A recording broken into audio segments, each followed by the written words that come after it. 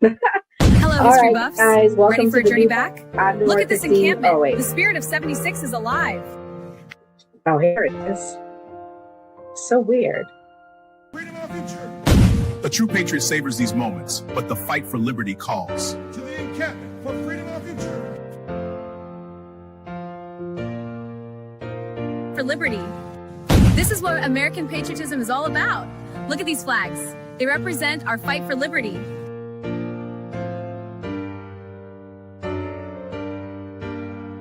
The hour our liberty is at hand. For freedom is proud by. Proven wrong. Secure our liberty. My fellow patriots, the hour of decision is upon us. Let us march forth with courage to secure our liberty. Welcome to my colonial home. Today, Del Payne Tour captures the spirit of We Fight for Independence.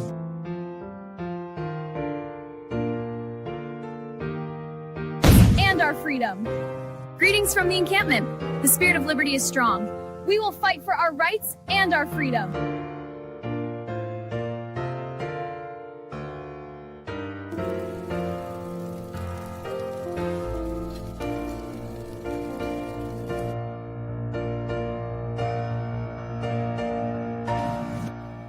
Hour is late. We must enact. To the encampment for liberty.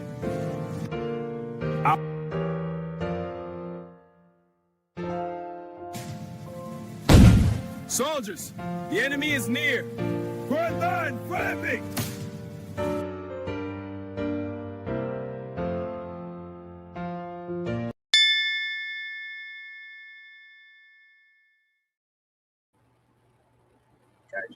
Quite stupid. I was shocked. I was actually quite stunned. I didn't think that she was a very smart person at all.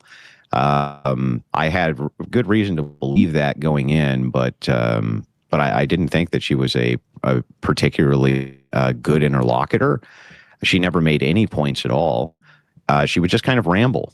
It was just kind of incoherent babble and ramble. And anytime I would get to the point or make her address an actual point, she would go back to rambling incoherently. She didn't understand what inductive reasoning was. I even spelled it out in a very, very simplistic way.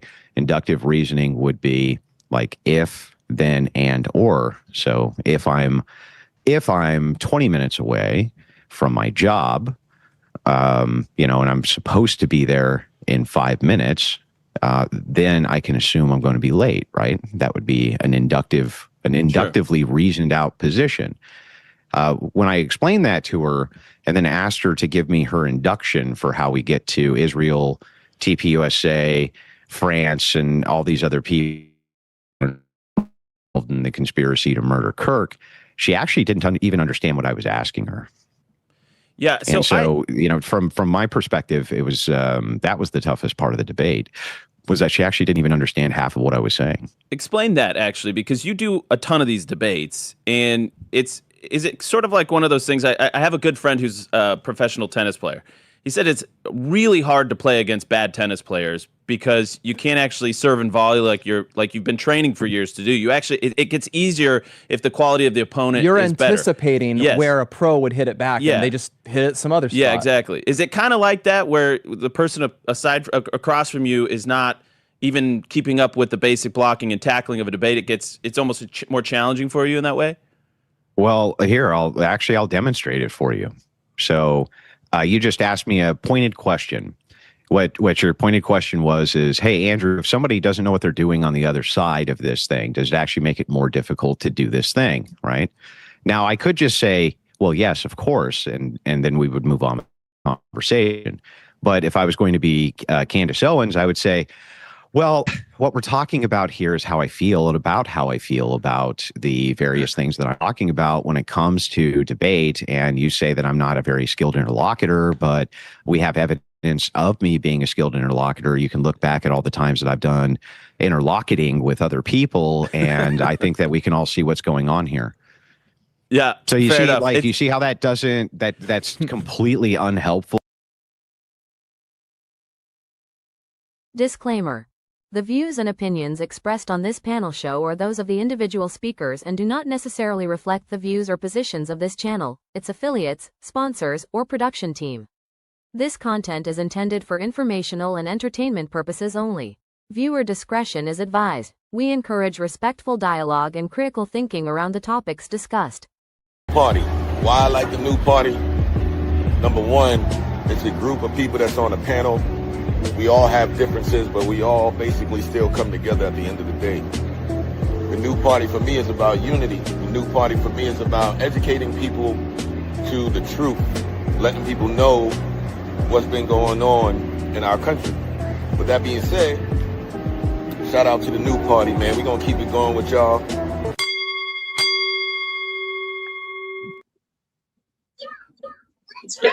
Welcome to the new party. I'm Nora Christine.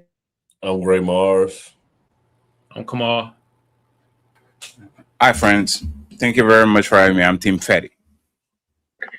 Hi, everyone. Welcome to the show. Shout out to Team Fatty and the Untouchables. We appreciate him and his partnership for the night. Come on, where's the sound effects? Let's go. We got to go with the sound effects tonight. Oh, hold on. I mean, shit, Fatty got sound effects too. I mean, horns and stuff. Let's He's get it, bro. Come on, we got to hold it. Oh, hold on. Okay, yeah, we gotta let him know we got shit over here. Good, Fatty. I'm very proud of y'all, friends. Very proud. And we're proud of you too, Fatty. And we have Andre Williams coming tonight. Fatty, Andre said you and him go back. Can you tell me about that relationship? How do y'all know each other? Which Andrew? Andre Williams. I think I ran into him somewhere. I'm not extremely sure.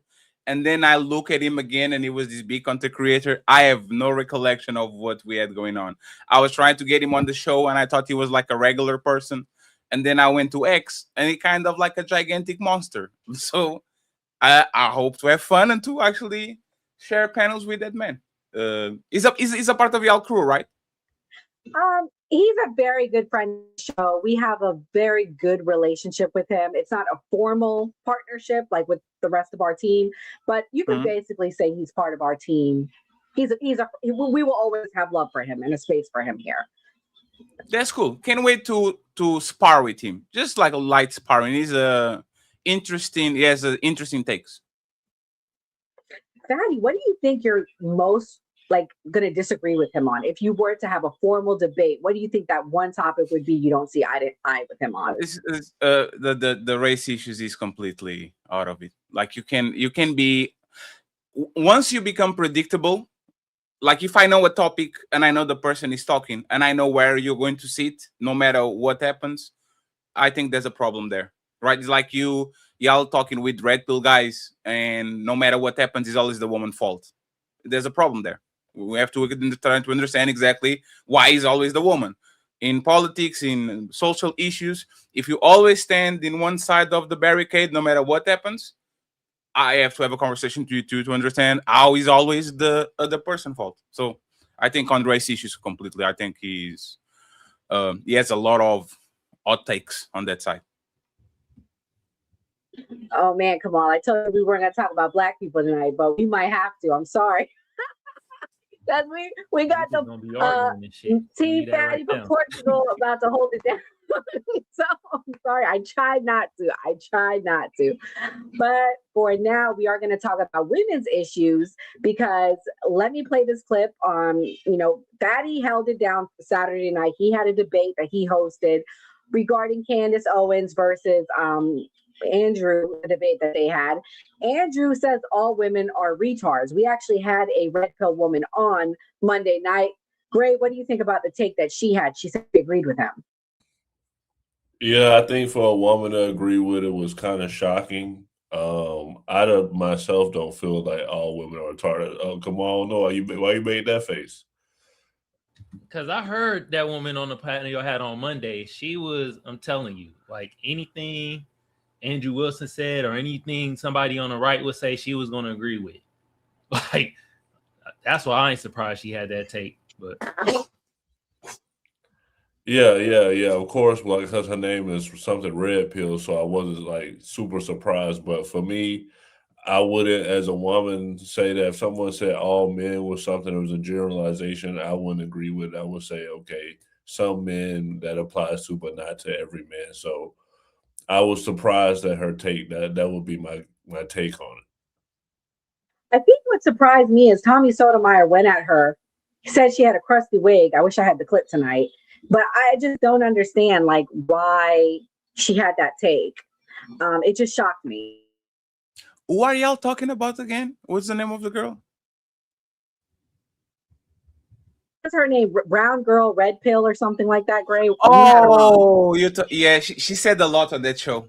I wouldn't go near no Red Pill channel for like 3 months. She said a lot on that show, and she was all, again, this is my public perception of people. I don't know this lady. I just kind of like, you can like I have difficulty in listening to people that have like their history, their story literally falls into the category of woman, the modern woman, all the things that she said she did before and all these. I'm going to leave it at that. And then all of a sudden you are a staunch conservative against baby deletions and all that. And then we ask, how many did you have? I'll leave it alone because it's not the part of the show. But if y'all actually watch it, is another closeted LGBT person passing legislation against LGBT people to overcompensate. I don't understand that at all. I think for me, Fatty, the thing that shocked me the most is if you're going to have the logic, you're going to have the rationale that women are retarded, we shouldn't be sitting up here on a panel, because based on that logic, women shouldn't be on panels like this. I mean, because we're retarded, we shouldn't be having opinions. You were writing, you got a little bit upset because they were having that rhetoric, and is true. If you believe that women are art, they shouldn't be on panels. If you don't believe in boss babes and in feminism and in women being included on the conversation, you shouldn't be here. Candace Owens, Rachel Wilson, like, why y'all preaching conservatism when y'all doing something that is actually work of the feminist movement that actually got you here? Doesn't make a lot of sense. But I don't think I would have been so hyped if I didn't come from your panel, because I held my cool for 5 hours with them and I listened to them talk. And I'm just like, I can't take it anymore. And then when she said that, I was like, I'm done. Like, because literally to me, the smartest person on the panel was ABG, the girl, the female. Yes, that's very smart. She's a very smart individual, but she's a part of the Orthodox Church, so she's going to toe the line a little bit, but she's very smart. Well, we're gonna keep this going here. I want to get into why I picked the topic tonight. The topic tonight, guys, is Nick Fuentes blames Candace Owens and Tucker for the right's downfall. This is what Nick Fuentes had to say, because he believes that the reason why the right is failing is because of Tucker Carlson and Candace Owens for questioning things. Here we go. Right wing can never, ever forgive Candace Owens or Tucker Carlson for. They can never forgive them for what I'm about to say. Whatever you think about what happened on September 10th, whoever you think did it, it doesn't matter at some level. Whether he was shot or blown up, who pulled the trigger, or who was in Tyler Robinson's ear that made him pull the trigger, all of that exists independently from one very inconvenient fact, well documented thoroughly, which is that Charlie Kirk died that day, publicly, gruesomely. It was horrific. And people that didn't even like him cried that day, but not everybody. There were hundreds, thousands, maybe hundreds of thousands of left-wingers. Their first reaction, seeing a young man, 31 years old, with a wife and kids, publicly executed, his neck gushing with blood in front of hundreds of college students, their first reaction was to smile and laugh, and then to celebrate, and then film themselves celebrating, because that's how wicked they are. That's how much hatred the left has for us, all of us. That's who Charlie Kirk was. He represents all of us. I didn't like him. He didn't like me. I didn't agree with him. He didn't agree with me. He thought I should have been censored. But the left hates Charlie Kirk because he says the things that we all basically believe, because he defended Christianity, because he defended white people, because he defended America. He defended tradition. He defended conservatism. He defended free markets and the own the product of our labor. In the broad strokes, we're all pretty much in alignment with Charlie Kirk. And because he was the face promoting those values, that's how much hatred they harbor for him. And we live with these people. These people are our neighbors. They work with us. They go to school with our kids. They're your elderly parents' nurses. They're your children's teachers. Their first reaction to seeing an innocent man shot in the neck, blood gushing from his neck in front of kids who came and brought the shirt and the hat just to see him and see Christianity in America, their gut reaction, instinctual reaction was glee. They were happy, they smiled, they laughed. And those people are the sole beneficiaries of the conspiracy. That's all you need to know. The hatred that killed Charlie Kirk, the people that hated him, that celebrated his murder, that said his wife should have gotten it, those people are the sole beneficiaries of his death. Of the conspiracy that has discredited his organization, the conspiracy that divided the right, that got them off the hook. Those smiles should have been. Okay, great. As the Democrat on the panel, what is your thoughts about everything that Nick is saying? Do you believe we should be, do you think the right wing should blame Candace Owens and Tucker Carlson for questioning things as to why we may see a blue wave come November? No, they're content creators. They should be allowed to question whatever they want. What I would want to respond to is that, the conservatives are constantly saying that left-wing people are laughing about what happened with Charlie Kirk. On this show, I made a whole memorial for Charlie Kirk, and I'm left-wing.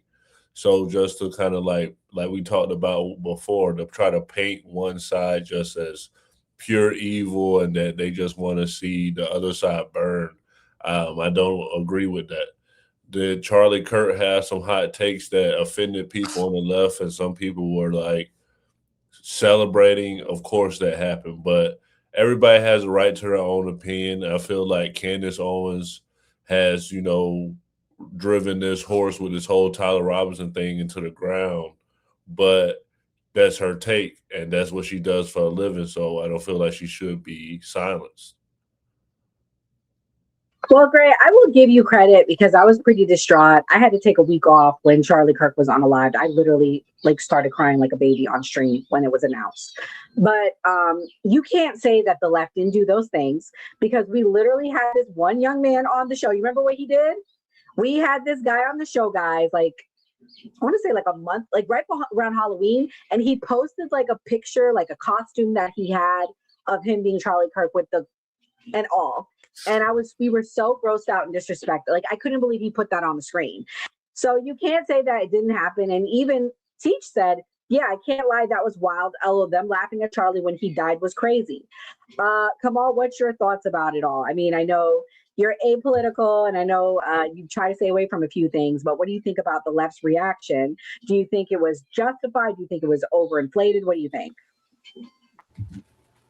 Man, first of all, let's be all the way real. That was a white boy that did that, all right? You white folks is making fun of Charlie Kirk getting killed, all right? That's all I've been seeing.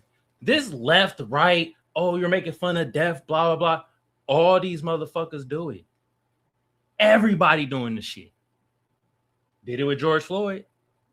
All the right was making fun of George Floyd, making all them memes and shit. Is it right? No, it ain't right. But this the internet. When has the internet ever been right? All this shit be wrong on the internet. It's entertainment though. Shit. Hey, at the end of the day, if you're a prominent figure and you got enemies and shit, you're gonna be made fun of after your death. We just normalized it. Welcome, Andre. Andre, Fatty in the building, Team Fatty. Andre, I think you are the most right-wing person on the panel tonight. I know we've talked personally at that point. You were pretty distraught when you saw Charlie Kirk, not probably as me, but you were upset about it, as most people on the right were. Do you think it's fair that Gray said he didn't see people on the left doing it? He said he was on the left. He did whole tributes to Charlie. So what's your thoughts? Well, one, it's good to be here with Fatty. It's been a long time since we've talked, Fatty. Very long time. Good to see you. I was only disrupted by Charlie. Watching Charlie die was like watching the quiet kid in the back of the class being killed. Nobody on the dissident right at the time, especially when I was running organizations and doing things, no one really looked at Charlie as like a serious person. Like, we respected the establishment that he made for people in college and high school, but he came from the Republican establishment. He was pro-Israel. He thought that America was an idea, and we thought that was fucking gay. And I remember so many people calling it out. So when he died, it was like, well, damn, you guys shot this motherfucker. It's like, wow, something must be going on here. Something has to be going on. I do think that he was leaving the pro-Israel movement, and from him leaving the pro-Israel movement would have caused a lot of disruption in the conservative, on the conservative right, mainly the moderates. They didn't want that. They couldn't have a bunch of 20-year-olds and 18-year-olds start being more anti-Israel than they were already seeing from the left already. They didn't want to let that happen. So I think there was a little bit of they knew that this was going to happen. They just didn't do it as much as they should to stop it. But I'm not going to get into as much as I like Candace, I'm not going to get into the retarded conspiracy theory shit. It really doesn't matter. But yeah, Kamal's right. We make fun of people. I've been making Holocaust jokes forever. I make jokes about people going in ovens all the time. I don't give a fuck. I've been on the internet forever. I don't give a damn. I make jokes about everyone dying. It doesn't. When kids were getting bombed in Gaza, I said, well, shit, maybe we need to start doing it to some of these niggas here. I make fun of that shit, even though I hate what's going on in Gaza. I hate the Israeli government. But if you're new to the internet and you're offended by what someone says, it's like, maybe you should get the fuck off the internet. Fatty, someone did compliment your shirt. You look like you've been on a diet, Fatty. That time with you and Myron, you look like you slimming down. I gotta give credit where it's due. I wanted to tell you that. I missed it. But Fatty, what's your thoughts on everything that you're hearing? Do you think that the left wing did go too hard about the Charlie Kirk jokes? Do you believe in the conspiracies? What do you think? Because I didn't really get to hear your take that night on the panel. I thought Charlie didn't like snowflakes. I thought the right didn't like snowflakes and didn't like when the lefties were always in shock and always offended about everything. But it kind of seems like it's full circle. The person like Nick Fuentes that literally make his living out of offending anybody and everybody and saying the most offensive things to everybody, all of a sudden is shocked because somebody is making jokes about the person that he likes. It is what it is. Some people didn't like that random man got his nail on his neck for 8 minutes while he was calling for his mama at 50, and people keep making jokes. You have the right to do jokes. This is your legal right to do jokes. It's our right to do jokes back. I don't do it because I think it's a little bit tacky, but if somebody wants to do it, they have all the right, because I love dark humor, so I don't want to be canceled. I'll let Andre do the jokes and I'll be clapping behind the TV so nobody see me and say that was a good joke, that was actually funny. I don't have no problem with that. Again, it's inconsistencies. Charlie Kirk said that he believed in the Second Amendment, even if some people would die for that weapon. I have sympathy, yes. But I have empathy, yes. Sympathy, he didn't have sympathy for all the people getting gunned down when somebody asked him their question.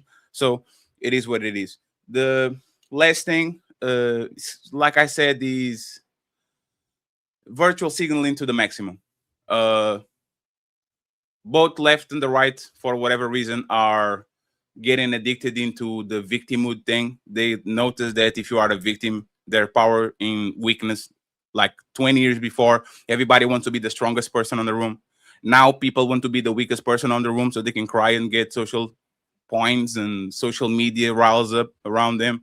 So for the most part, I think it's a competition who is going to cry more to get more offended people on their back. I don't believe in the official story. I just don't have to prove to say that there was something fishy going on. It's like the moon landing, and like I can talk about that day in September better than I can talk about this, because this is a lot of weird things.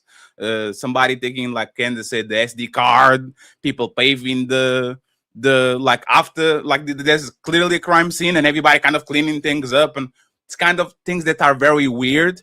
I can't tell that that man is innocent, because the same way I don't think Candace showed any proof that he's a patsy, I don't believe that Andrew or anybody else actually proved there's not involvement of some dark forces, whatever it is that actually implicit on this thing. Andre, the point of the show, you missed like my intro, but pretty much the topic is Nick Fuentes is blaming Candace Owens and Tucker Carlson for the right wing's downfall. Did you see the Nick Fuentes clip? What do you think about what he's saying? He's pretty much saying that they're tearing down the right wing. Yeah. What's your thoughts? I've seen the clip, and I do agree with his perspective. I mean, you know, the right, I would say the dissident right against the anti-establishment right, you know, was doing very poorly before Charlie Kirk's death. It was kind of, you had the active clubs, which were fucking retarded. They did the dumb shit. Patriot Front was doing its thing, and you had everyone online. Charlie Kirk gets killed. Candace starts talking about the Jews more. Tucker starts talking about the Jews more. We start getting influx of people. So, you know, for somebody that's been JQing for years, it's kind of like great to hear people start talking about the Jewish question now. But it's like a lot of these people are retarded. A lot of these people are like blaming, you know, I didn't get fries at Burger King, therefore it was the Jews. It's like, oh my goodness, please stop, please. You're ruining what I've been talking about for years, which was something that was very, you know, you had to have a certain knowledge and a certain way to speak on these things. You've come in 5 minutes and just kind of ruined the entire thing. So I feel that Candace and Tucker's, you know, them walking into the conversation and just saying whatever to get the sensation and sensationalize everything has woken a lot of people up, normal people up, but then it's also done a lot of damage, because you have a lot of dumb people that don't know anything when it comes to organized world Jewry. They're not going to call out the establishment aggressively. They're going to call out bits and pieces, but, you know, we're cool with this side. We're not cool with that side. And you're going to see this. I'm saying this now. And I think Nick has said this, and so many people have said, you're going to see Tucker and Candace come out for JD Vance. They're going to say JD Vance is the guy we need to support in 2028. I'm not fucking doing it. I'm not supporting more. One, I'm not going to vote for anybody who has a fucking Indian wife. I'm not doing that. It's disgusting. I'm not having an Indian first lady. Two, I'm not voting for anybody that's going to still be a mouthpiece of the Jewish establishment that is going to send us into Iran and various other conflicts, not for the interests of Americans. I'm not supporting any of that shit. Until we get an actual nationalist, until we get an actual ethnic nationalist candidate, until we get a more racially conscious candidate, whether it be white or black, I'm not fucking going to support any of these people. So he's very much right on the money when it comes to his perspective on Candace and Tucker, which, like I said, I both like them. It's funny. I like Candace. I like Tucker. I watched both. Well, I really don't watch Candace. I'm not a woman. But I will watch Tucker like, oh, this is a great interview he did, great perspective. But it's like, this is such mediocre shit. This is like the most entry-level politics. And you need that. But it's like, fuck, man. Fuck. Come on. We need someone better, someone to go harder.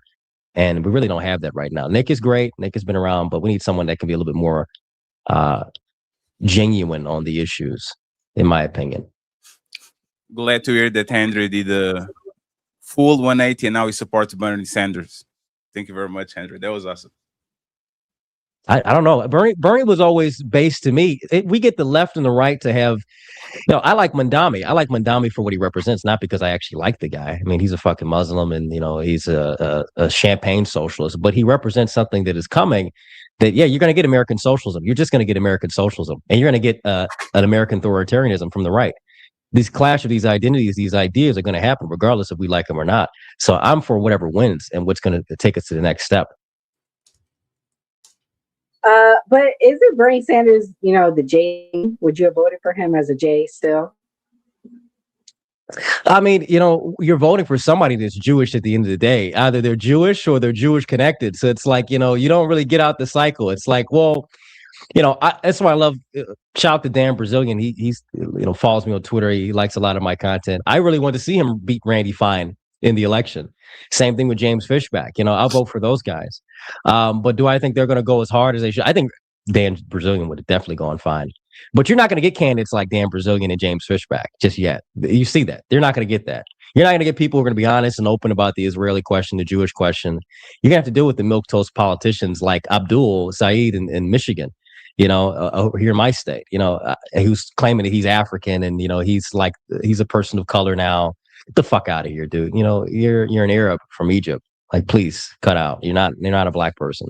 So until we get the actual people who are genuine and direct about what they want, that's a long way. You're not going to sit on the right for a very long time now at this point. That you guys said a whole lot. One, I regret voting for James Fishback. He should have came on the new party where it might be having him on. Andre, I'll talk to you about that. I'm probably going to have you come with me to interview him. The reason why I regret voting for him is because we should have got behind Collins. I feel like if we would have all got behind Collins, we could have beaten Byron Donalds, but that's neither here nor there. Byron Donalds is the nominee. I don't think he's going to win. And I'm sick of black conservatives saying that if he loses, it's because he's black. Andre, you think if he loses, it's because he's black? You do think so? No.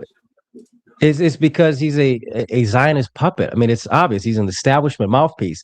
I was just on Twitter shitting. What's this, Pastor Lorenzo? He just did the shit in Dearborn. I honestly wish I would have went to the Dearborn protests to go and speak at the city hall just to shit on both Jake Lang and Pastor Lorenzo.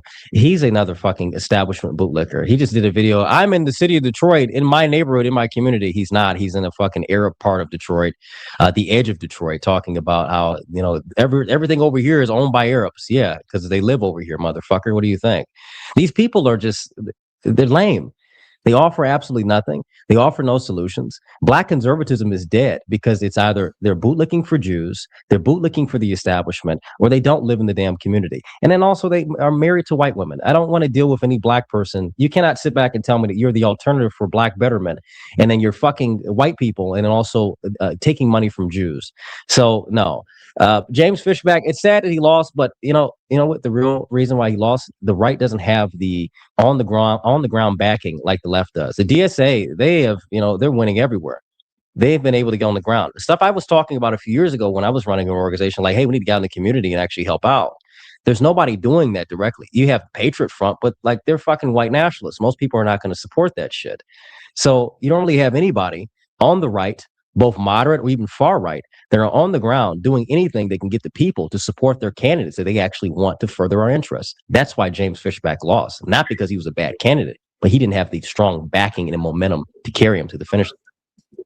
I don't think that's why he lost. I think he lost because Trump runs the Republican Party like a mafia. Whoever he gets behind, everybody gets behind, because at this point, if you still are, I'm sorry, I love MAGA people, but you're in a cult at this point. If you are saying that you can agree with everything Trump does and you got to vote for who Trump tells you, you're in a cult mindset. I believe that's why he lost. I believe that Fishback should have got 20 to 30% of the vote had it not been for that high mindset that the Republican Party has, being loyal to Nora, Trump. you got to go back to it. You got to go. You look at the demographics of who voted for Byron Donalds and who voted for Fishback. It was like 30% voted for, and talked to people who were under 35, voted for Byron Donalds, compared to like 32% that voted for James Fishback. And then a majority of fucking boomers, people 55 and over, they all voted for Byron Donalds. All the boomers were like, you know what, let's go and vote for the black dude because Trump said so. So it just goes back to what I said. The dissident right, which is anti-establishment, which will actually bring some change in this country, and even the dissident left to a degree, they're not in power, or they don't even have the momentum to drive candidates over to the finish line. That's been happening for like the last 10 years. You've been seeing it over and over again. We can go back to people like Patrick Casey and Patrick Little, who ran on very far right extreme tickets back in 2018 and so on. Nick Fuentes was arguing with them. And guess why they didn't win? Because they didn't have the momentum to do anything to get him across the finish line. We've allowed Trump, and who even fucking focuses on Trump now? Who even watches the president today? I don't even think about the president anymore. That's crazy to even think about. You mentioned Trump. I can tell I'm like, you, who? Donald Trump.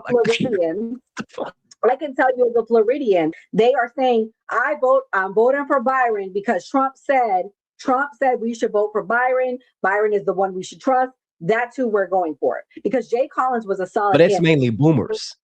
That's mainly boomers and like old establishment old dogs. The young crowd, we're not falling for that shit. Either we're not going to vote, or we're going to vote for people who are aligned to our interests. And guess what? There's not enough of us out here to vote because it's like a lot of us are. I'm 25, about to be 26. Many of the people are conscious, and not that many people are conscious of politics in their 20s. Unfortunately, there's more people today who are conscious of politics in their 20s and 30s. However, it's still not enough to kick out the boomers and the boomer establishment. Fair enough. Well, we're going to move on. I'm going to play this clip, another Nick Fuentes clip. This is what he had to say about Candace Owens, and I'm going to have Kamal go first. This is what he felt about her. You're seeing on social media, it's really more about who was the snarkiest and who was the most smarmy. I see one of the quotes that went viral from the debate is when Candace Owens said, "I can explain it to you, but I can't understand it for you."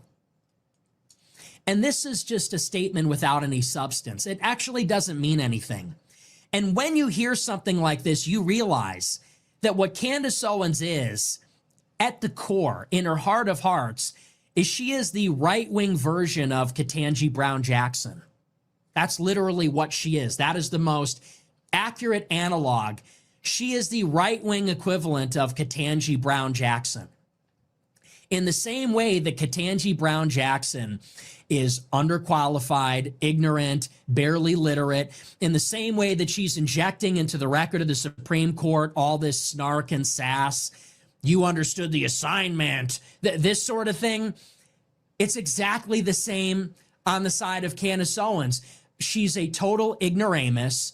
She is a typical sassy, ignorant, uppity black woman that a large crowd on the right wing of mostly women, but also some of these like wife guy types are enamored with. That's really what she is. That's what she does for the right. And it's not much different than, for example, when Kamala Harris says during the debate, "Excuse me, I'm speaking. A black woman is speaking." And progressives eat that up. It's identical. In the same way that Kamala Harris goes in the debate and says, "I'm speaking." And all these progressives go, "Oh my gosh, she ate him up. She ate," who was it at that time? Mike Pence. "She ate him up. Oh my gosh, she ate and left no crumbs." How is that any different than when Candace Owens says to Andrew Wilson, "Sweetie, honey, I can explain it to you, but I can't understand it for you." And Ian Carroll and all the other shitheads go, "Oh my gosh, Queen, go off." I mean, it's the exact same thing. How do people not see this? How do people not see that another one of these black women, these iconic black women, that it's exclusively women on the right wing that adore her? And like, all right, come on. What do you think about everything you just heard? Offended? I know this is the conundrum. This guy is a white supremacist. You don't like Candace Owens because she has downed the black community for generations. So where do you land about everything you just heard? Man, first of all, look, Fatty and Andre, F both of y'all. Why y'all wearing nice ass clothes today? Y'all made me gotta wear the suit jacket in this hot ass room. Nigga, I dress like this every day. Come on, man. I dress like this all the time, dog. Not the suit jacket though, goddamn it. It's the first time I put a formal shirt in like 4, 5, 6 years, man. So I'm sorry. I'll not do it again. God damn. This is me every day. I walk around Detroit like this. We have to bring back black style and black fashion, all right? Dress like you got a place to be, a purpose. Stop dressing like a fucking kid. You just roll out of bed, all right? And that's all I got to say. So that answers your question. All right, appreciate the monologue. I love all this shit. Nick Fuentes is my favorite Mexican honky. Damn. God damn. Y'all see that picture he got of Candace Owens? Man, the right is imploding, and I love it. This shit, where my popcorn at? This entertainment for me. You feel me? Everything he talking about, I don't know if it's true or not, but damn it, he an entertaining motherfucker while he do it. I'll tell you that much. And I'll say this when it comes to the Andrew Wilson, Candace Owens debates. I personally felt whichever one you F with gonna think won the debate. I don't know who the winner or the loser, to be honest. They were just both grifted y'all. Cha-ching! Money! That's all I saw. Y'all keep getting y'all money off of it too. Keep talking about the debate. But hey, my favorite Mexican honky, Nick Fuentes, keep doing your thing, bro. Gray, Mr. Left Wing, what did you hear? What did you think about your heard? Were you offended by anything that you heard? I wasn't necessarily offended. I would say that for him and right-wing people like him, I would say that they would, of course, they go feel like it's spot on because they feel like white women do. I mean, not white women, black women do all the ghetto stuff. Like, so they're trying to say that Candace Owens is also doing the ghetto stuff. But I don't look at Candace Owens like that. I look at Candace Owens as very articulate. Like, she can speak. She may say some BS, but she says, well, Dave Chappelle said it best. She's the most articulate idiot that ever existed. So she knows how to use big words. She knows how to make things sound like very educated. So I wouldn't put her in the same boat. I would say like her and what's her name on the Supreme Court? Kentanji. They're very well-spoken people. Even Kamala Harris to a certain point. Like when I think about ghetto women, I think about like Lotto, Cardi B, rappers, hood people. So I put them in a higher echelon than your typical black woman.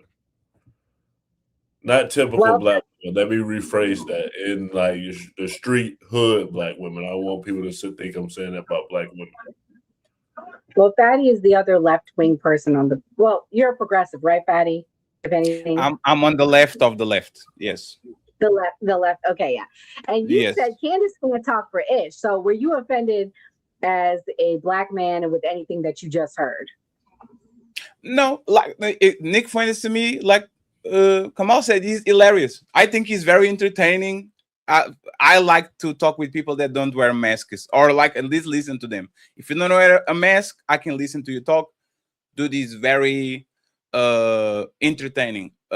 I don't think I don't know if y'all watched like last week. I don't think there's nothing more ghetto than you streaming and like a roach be crawling on your dick and shit. I would say like there's nothing more ghetto than you streaming and the roach is literally like Esmond Gold you while you're streaming. Nick Fuentes literally had the roach on his suit crawling on him and all that, and he didn't even notice. So it is what it is. You guys can go on X and see for yourselves. But it's like I said, right? It bothers me. This actually bothers me. The things that they champion on some people they like, they will literally look as a problem on people that they don't like. For example, Donald Trump is a gangster. He talks like he's a mobster. He will walk over people and do all this, and he's condescending. He's fun, and everything is okay. And as soon as a black woman starts to be condescending and do the same thing, oh my God, look at an angry black woman. Like, I don't like the double standards. Both of them. I don't think Candace is very smart at all. I don't think she's smart at all. I think she is an opportunist. She will float around and she'll find a niche. But the thing is, if she's a dumbass, shouldn't y'all crush her easily? If she's this much of a dumbass and she don't know words and she don't know nothing, shouldn't the intellectuals of the opposition stomp her out easily? Oh my God. Oh my God. Yeah, there's like a roach, you like walking around this shit. Nigga, no, nigga, whoa, no. What the fuck? Hey. No way. This live. I'm saying. Hey, no. Oh shit! It got Esmond Gold, and this is what I'm talking about, right? If y'all going to talk about ghetto and black woman and this and this, y'all should take care of y'all motherfucking hygiene a little bit, because he look like he's on a basement of a Section 8 bad neighborhood. So that bitch crawling like he pay rent. Fatty, that was a water bug, okay? That wasn't no motherfucking water bug. Shit, water bug. I don't know. I don't know what that is, but it's not a good look. Because you know what's fucked up? If that was a black woman, you wouldn't see the end of it. If it was Candace Owens and she had like a bug crawling on her and all that shit, oh, see, ratchet like so. I don't know. To say who cares about that though? Who cares about a roach climbing on you? I don't know about that. No, what I'm saying is that like when black women do it, it's like this. They do it with this pompous attitude. You know, I'm a clean bitch. I ain't got nothing going on. I'm the baddest bitch in the world, and it's like roaches and shit. It's like, bitch, you live like this. It's like him. It's like this is surprising. What the fuck? Holy shit! Nigga, you live like this? Damn. Like I said, they run around that motherfucker like he pay rent. You know, that nigga sit on the chair like he bought that motherfucker himself. He has a green screen on the back. You have no idea what is behind him. You have no. He's a guy on the suit. He doesn't have a green screen anymore. That's his. Actually, I think he redid the entire stereo. He used to have a green screen. I remember that. Are you sure? No, that's a real. That's a real studio, Fatty. Because they decorated with Christmas stuff. They did a big old tree. Like they spent a lot of money on his studio. Hey man, if that's a new studio, green screen back in the day. It needs to call for the exterminators or whatever, like you guys have over there. God damn. Fuck. That shit. Nigga, I don't fuck with bugs. Fuck that. What if they do the Spider-Man in real life and he that's this radioactive spider walking around? Man, that's a radioactive roach. Damn. Shit. The roach man. Nigga about to turn the roach man. That's what y'all trying The to tell me. roach man. He go to like the flea. The flea. That's that shit's disgusting. Ugh. I'm itching. Get some cats, nigga. Well, cats is gonna play with the motherfucker. They see a roach. They gonna play with the nigga. But no, I don't have nothing to add more about this. It's just like I said, like just be consistent. Don't flip flop between even on the left. And we were going to talk about Dean. Just don't flip flop. Do you have a strong position? Stay over there. What happens to you when the world spins? Stay over there. But Fatty, don't you think that's the way of people grifting though? Like to flip flop to where the money going to reside at? So Kamal, I think most of us don't have strong opinions that are not washed with $1,000 paycheck. See what I'm saying?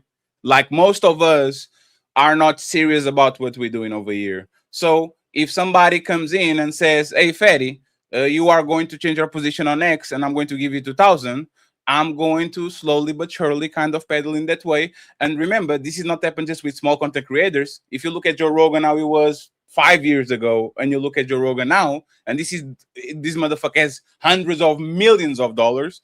Like it's kind of fucked up. But as soon as it looks like you enter into the machine and you go through several doors and doors and doors and doors, by the time you get to the end door, it's not you. It's just a figurehead of the ideas that you had before you get there. Joe Rogan is not pushing a worldview and an identity and trying to build a movement. I mean, that's something I can understand. Like, yeah, he's going to take money from wherever. That's understandable. Candace the same way. I mean, Candace, who now criticizes Jews in Israel, used to work for Ben Shapiro on the Daily Wire. I mean, the biggest Jewish operation in the entire country, of the entire world anyway. Tucker used to work for Fox News. Rupert Murdoch is a big Israeli supporter. I mean, yeah, these people are going to go where the money is, but, you know, someone compared to Nick, and I'm not a fucking Nick Fuentes ass kisser. I really don't care about Nick. I'm my own person, but to really look at it, when I see people who are pushing a legitimate worldview, I can't call them grifters. I really can't call them like they're doing it for the money. Because when you're getting banned from payment processors, when you're getting demonetized on platforms, you really can't say that you're doing it where I'm going to go where the money is going to go. Candace isn't demonetized on multiple platforms. Tucker's not demonetized on multiple platforms. Joe Rogan's not demonetized on many platforms. Someone like Nick Fuentes, myself, I would even say there are certain people on the left too, smaller creators who get demonetized all the time, especially for their anti-Israel content. So those people are not grifting. And I get real the grifting accusation because it's like grifting how? Grifting for who? What? I don't believe he's a grifter. And that's why I said I rather talk with people that have no masks. In my opinion, that's Nick Fuentes, right? He's the person that is not going to pretend that he does. If you're going to ask him something, he's going to tell you what it is. But that's the thing, right? And this is where I think he's a little bit of an opportunist. He will befriend people and defriend them as convenience it is. He will hang around with the red pill people, with Destiny, with Pearly, with Fatty, with whatever the person is, and it will be apparently a person that actually befriends this type of people and gets on the wave, and then as soon as the wave hits the rocks, he turns around and he goes to the other side. So a friend of everyone is a friend of no one. I learned in this space that is exactly what it is. Somebody that is a friend of everyone is a friend of no one. And in my opinion, even though I don't think he's a grifter, this is what I actually don't see eye to eye with him, is because he will side with anybody and sit on a table with everybody, not to clash with them, but to actually befriend them. Nick and Destiny shouldn't be on the same room, smiling and kicking and cacaing. they shouldn't. Like, I mean, what's wrong with that? I'd rather see the most and Destiny's fucking gay. You know, if it was Hassan Piker and Nick, who both received some form of criticism and censorship to a degree. Of course, Hassan doesn't receive the same amount as Nick. Seeing them in a room together is a good thing because it lets you know that the clash between these two ideologies is coming. It's like seeing Stalin and, you know, American generals and American politicians together. Like, this clash is coming. Like, it's going to happen. You know, we're working together now, but like, you know, hey, eventually we're at the butt heads. Yeah, I'm not going to sit here and do like Nick Fuentes ass kissing. I don't give a fuck about anyone other than myself and what the fuck I'm doing real shit. So I'm not about to sit here. I like that he said he was willing to do a live stream with me. That's all I can really say. You know, I'm going to try to set that up and I look forward to that. But that's pretty much it. That's pretty much. Go on to the point where he said about Taji and Candace. Go ahead. Go ahead. I'm sorry. No, the grifting thing is this. I don't think you're a grifter. Let me be clear, Andre. So I'm about to say something to you and I don't want you to be offended. But when you make content talking about Black people versus when you're very intelligent, I will say you are literally top 5, one of the most intelligent peoples I've ever spoken to in my entire life. I'm going to give you credit. But Andre, when you make content talking about Black people versus making content talking about other intelligent points you make, which one gets more views? Well, they all get views. They all get views. When I made my 4 different types of Black American videos, which was very vulgar, very direct, that got me more views. That got me a lot of views. And guess what? Hold on. Let me say this. When I talk about how things are and being direct about shit, guess what? It gets views. It gets attention because people want to hear that authenticity. People want to hear that realism. They want to hear what needs to be said. I don't do it for entertainment. I do it for my entertainment. I laugh at the shit. When I'm making these videos, I'm doing it because I'm laughing at the shit. This shit's funny. But I really don't give a fuck if you like it or not. I don't give a fuck if 5 people watch it, 500 people watch it. Every account that I've made out of the 8 now Instagrams I've made, guess what? My numbers are consistent. They're in the 150,000 to 250,000 views. On YouTube, when I come back to YouTube, I'm sure my views are going to be back to where they are. On X, you can see I average about maybe 2 million views a day. People just want authenticity. People just want something that's direct and genuine. And the reason for why I get censored and deplatformed so much is because I'm the most authentic fucking person on the right that is Black, besides all the other Black conservatives that's saying this. There's not a single Black conservative, which I am not. But if you want to put me in that group of people, there's not a single person doing what I'm doing. Other than maybe Charles the White, who's a nigga, by the way, who is not a Black conservative. There's no one else that's doing what I'm doing and has the authenticity. And he's fake. And I can tell you he's fake because I've been around people who's interviewed him. And I've been on the panel. I went on Say Cheese and I talked to the people. They tell me that he does it for the money. And he'll tell you he does it for the money. So there's nobody else in my scene, in my circle, that is doing it all in an authentic manner like I am. I say what I say. It's funny. It's entertaining for me. And that's it. Yeah, I know you're genuine, but that was the point I was making because you said you don't think that there are people grifting. That's what I'm trying to say. I think people see when you get views for certain things. I don't even want to say you. When people get views for being extreme, for being controversial, and they're not as intelligent because you're very intelligent, like I said, and they want to do the same thing. They want to imitate it. Like Officer Tatum with this whole thing he's doing right now. No one was checking for him until he went over there to Mississippi. That's all I'm saying. People are doing extreme things to get views and stay relevant. Yeah, you know why? Because they've looked at myself and other people as well. They look at people like Nick. They look at myself being Black and see like, well, if you be aggressive, you can get views. No, it's about being authentic and being aggressive about the issue. I tell people all the time, I'm always in the city of Detroit. People stop me on the street. I love your content. Oh, you know, how do you feel about this? And they see me in person. I'm like, I'm the same way in person. I call niggas, and niggers. I don't give a fuck. Because you know why? Because I'm living in this shit. I live around the bullshit. I want better. The people like Brandon Tatum don't fucking live around. Isn't he married to a white woman? He lives in the fucking suburbs. This nigga he's not around Black people. He's not around the nigga shit every damn day. He doesn't have to live around the actual issues and see it. He doesn't have good case studies or say like, you know, I see this all the time. Nigga, you live in, you know about cul-de-sacs, not about fucking streets. Get the fuck out of here. You know about Meadowbrook Lane and Drive, not Joy Road and and Woodward Avenue. You don't have to deal with that shit. You don't have to deal with Gratiot and 7 Mile and McNichols. You don't have to deal about that shit. Hey, so Andre, let me ask you this though, bro. Go ahead. Quick question. So one thing, first question, do you think you're getting deplatformed because of the Jewish shit or the shit where you be like, I hate these niggas? Oh, I get deplatformed because of the Jews. When I start talking about the Jews, oh, that's when the Jews and black women are two things that I noticed that got me kicked off of TikTok. 7 accounts on TikTok, 25 million views each on each account. When I started talking about black women and Jews, got kicked out. When I was talking about black people in general, guess what? I was getting millions upon millions of views. Same shit. The same thing here on Instagram. Now on Instagram, people are targeting me because I'm talking about black women.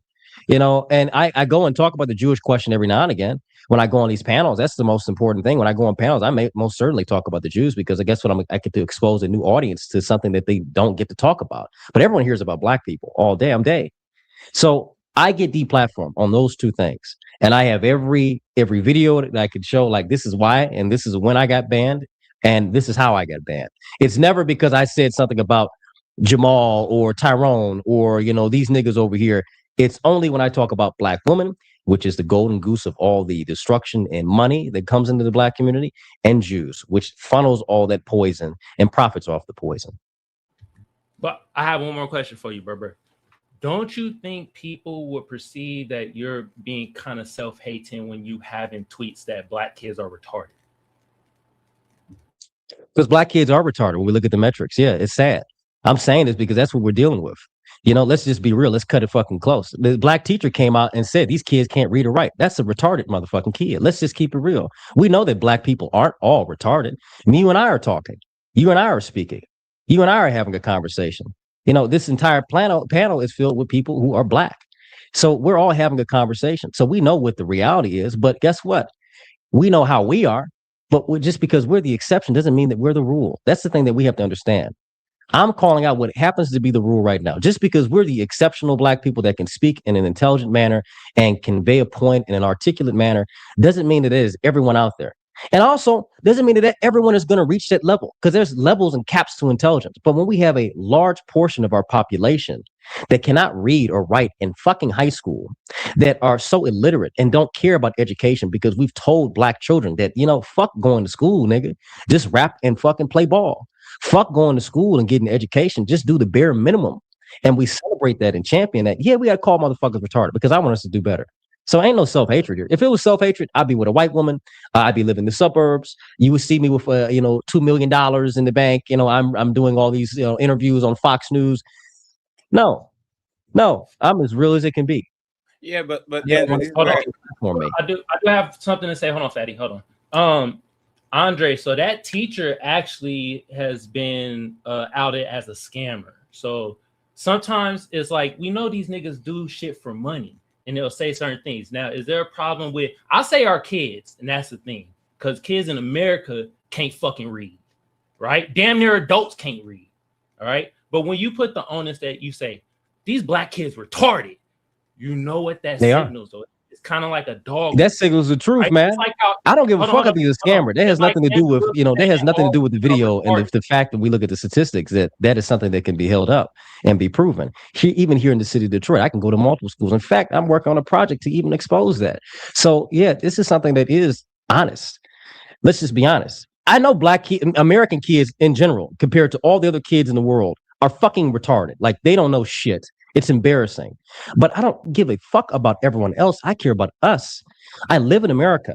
I want us to do what we need to do so we can be able to contribute to this grand collective that we're part of. It's like being on a team, man. I'm sure you played sports in high school or played any kind of, did anything. I didn't. I joined the military.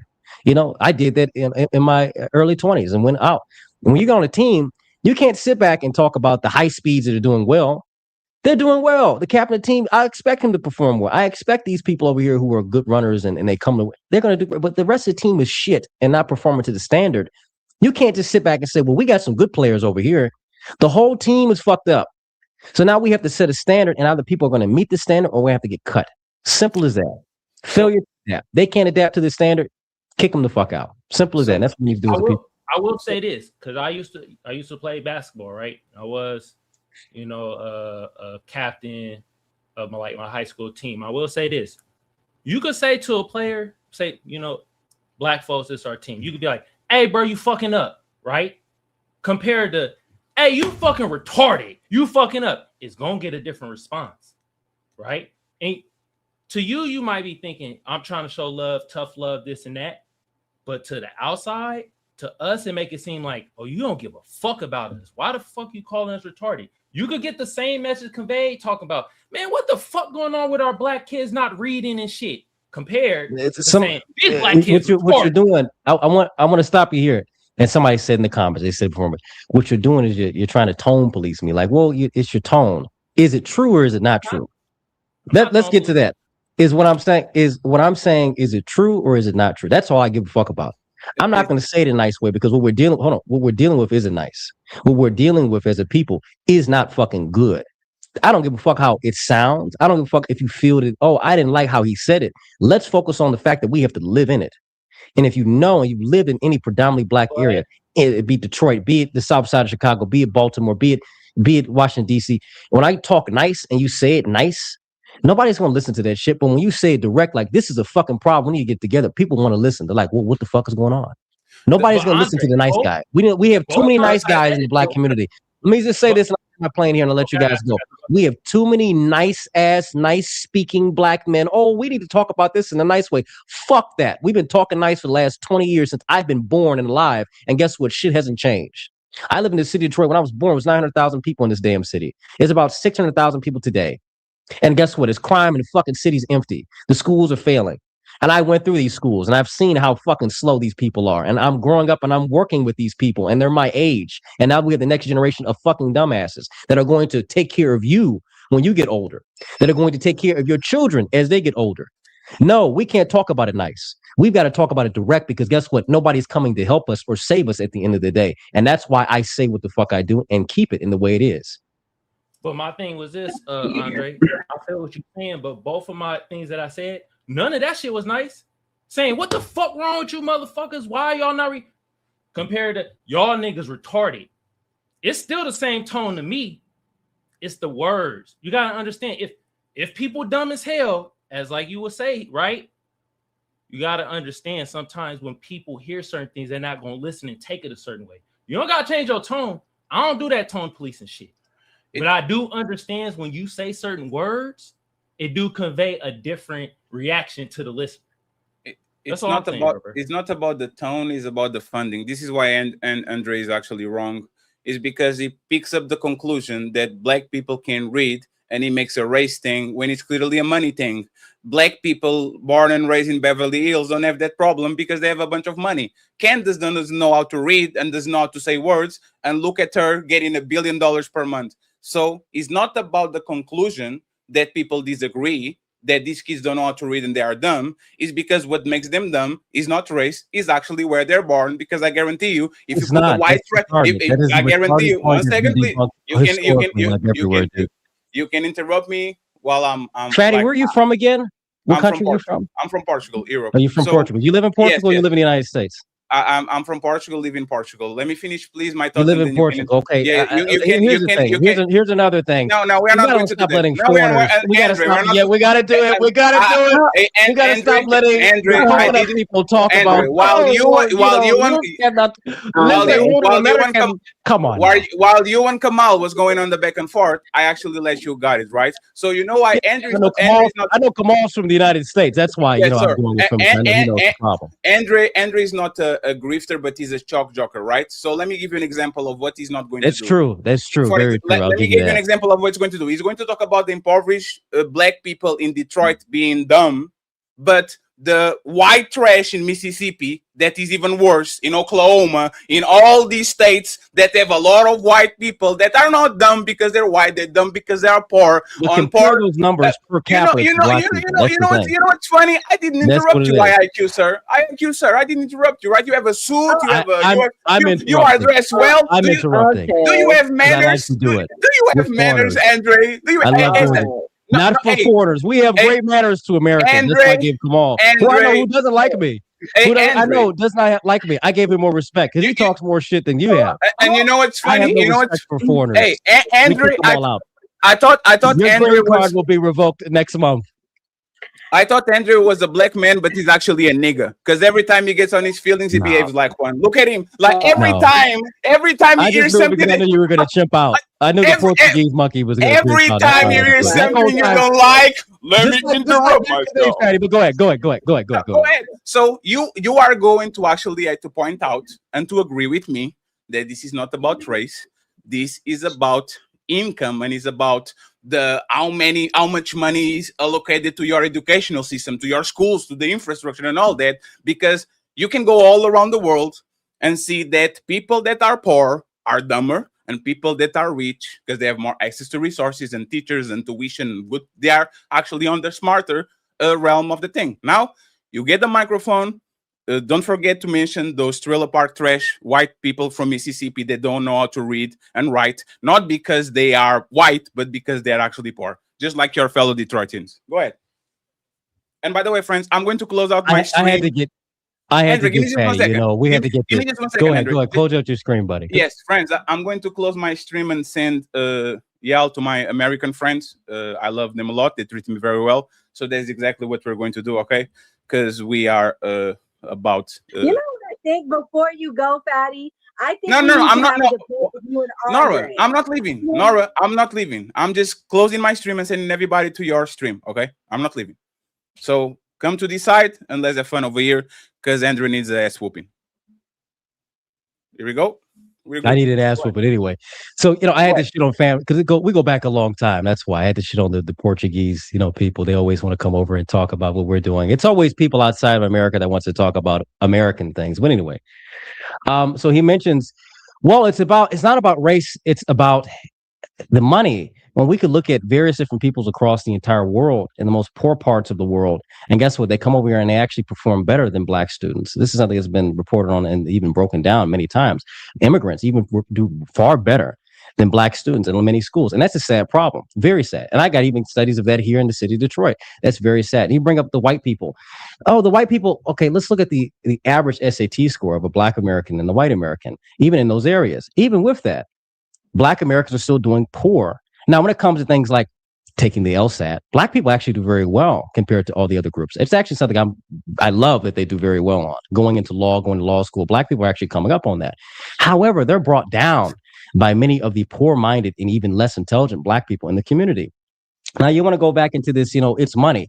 You can bring up everywhere in the world historically where there are poor places and poor people, and they still do not have the same quality of living. They still do not have a culture that embraces mediocrity and being less intelligent and promoting these things. So what you're talking about is this fucking retarded. Well, you got these poor people over here in this part of America that were white. Okay, they're retarded too. I don't fucking like them either. I think they're dumb as well. I think they need to be held up to, white people need to get them together. But I'm not talking about those people. I'm talking about my people. This is the problem that we have with black people. When you start talking about black issues, they want to jump to, well, what about what white people are doing? I don't give a fuck about what Cracker Jack and Hunky John are doing. I'm talking about what we're doing and how we can contribute and how we can go forward as a people. This is the problem. This is the problem. Dude says the SAT is not an indicator of intelligence. Yes, it most certainly is an indicator of intelligence. ACT, SAT, yes, it is. It's a very much big indicator. Now, guess what? Just because you're a variable and a exception does not mean that you are the rule. This is the problem. I'm glad that the guy who says I got a PhD, I'm glad that you got a PhD in whatever. But just because you are the exception does not mean that you are the rule and that you fall into the pool of, like, this is how it is. Stop thinking that way. I don't think if someone, as Nora said, you're intelligent. I don't think that everyone is intelligent as me. I don't think that everyone is dumb. But when we look at the pool of people, there are more dumb people and more less intelligent people than there are intelligent people. And this is something that can be proven out through SAT scores, through the performance of schools. When it comes to the graduation rates, when it comes to all these things, we can see that and compare these statistics and say that, you know what, we're not doing well as a people. So you can bring, like, if we just put more money into the community, we've been doing it for the last 40 years with No Child Left Behind, with I even think the disaster of, school of choice. I think school of choice has been a disaster for many Americans. I think school of choice, we should never have done that. I think you should go to school in your zip code, go to school in your area, and the people should be going to push for better education and a better educational standard in their communities. I don't think we should have people being bussed out from different counties to go to this school because they want to. Fuck that. Stay in your area, go to school in your area, and try to uplift your. This is the problem, because all this is done for Black people is that we don't want to go to school in our own areas. We'll go to school out in the suburbs. And then we'll bring those problems to those schools. And then the test scores of those schools actually go down, because guess what? These kids are not learning in their own environment. And they have to go out and go 30 minutes or 20 minutes away from their own place. It's just stupid as fuck. It's stupid. You just contradicted yourself. Entire thing. I'm not contradicting myself at all. Yes, you are. These people are moving neighborhoods not because they want to be around white people, but because they want to be around established people, affluent people, rich people. That's why Black people. That's why. Well, we have to do that in most cases. It happens. I'll let you go for 3 minutes. Fatty. Huh? Listen, Fatty. That's what I don't do. I don't do like this Reddit tier. I've never done that. I've always been, the kind of the blood sports person. I think you know it because no. It's fine to be blood sports. You know where I've been. You know where I've been. That's why I'm with you like this. No. So Andrew, he doesn't like it. I'm like this. He wants something structured. But go ahead. No.